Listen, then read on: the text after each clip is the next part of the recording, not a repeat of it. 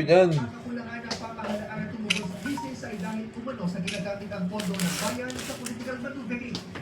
At pagkakapit sa pananagutan, kaniyay ko na kumalag dito ang palaso. Kung ito ipapin ang ating accountability interparty dahil sa limitin sa ating sumayo na dapat ito. Ayon sa mga niya, sinagulat ni President Marcos Jr. ang mga revelasyon na nagbiyagan sa pagdinig. Wala rin ang ilang alam ang Pangulo sa umanong kasunduan niya kay dating Pangulong Rodrigo Duterte. Ang voluntaryo ang ibigay dahil si Marcos sa taon 2025 para maging Pangulo ang vice. Pinasinungaling ng Senador Marcos ang mga metong third sharing. Nagpakita ng mga sikat ng mga mensahe ng Senadora para matunay ang iba ang mga plano sa politika noon at hindi kasama ang term sharing nito. Hindi lang itong gulo ang kwento. Talaga naman, maliwanag ko. Hindi ko maalala ito. Pagkat hindi ako sang-ayon. Ang nangyari sa October, parang itong board, tinatawag siya ng PDP sa process.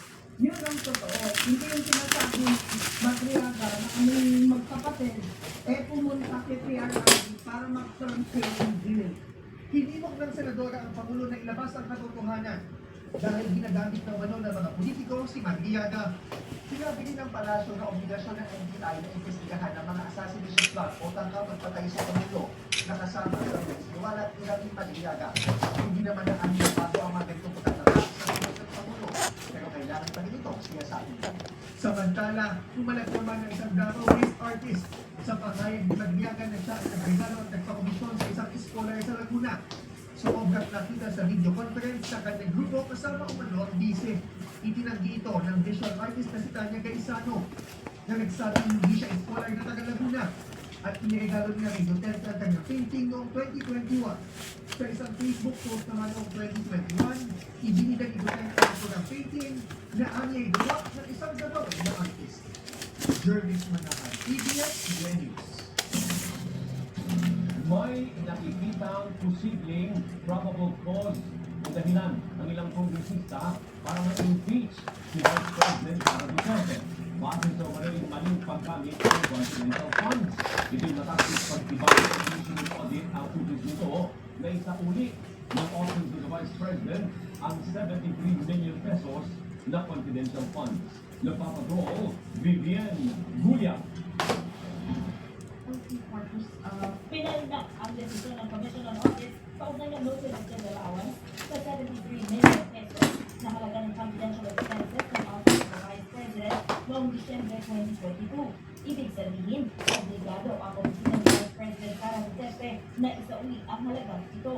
The petition for review treated as appeal of Ms. Sara D. Duterte, Vice President, Ms. Gina Acosta, Special Disbursing Officer, and Ms.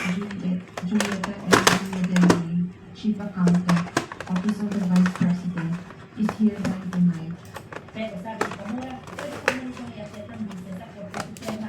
Nag-issue ng COA ang notice of disallowance sa 375 million pesos na confidential expenses ng OVP sa unang tatlong quarter ng 2023. Dito pa lang naniniwala ang ilang kongresista na mabigat ang basehan sa alikasyon laban sa sise na mali umano ang inyong paggamit ng confidential funds. Mabigat din talaga yung finality po ng COA funding. Kung saan natin... Yul, sisuyin nyo yung problema ng bayan. Huwag yung pagnanakaw. Hindi yan ang priority ngayon, boy. Priority ngayon, crisis. Tsaka nyo na pag-usapan yan. Talaga to si Koki. Koki. Si Madriaga, yung sinabi lang nung buko kahapon na dinenay na yung Chua kahayo. appeal ni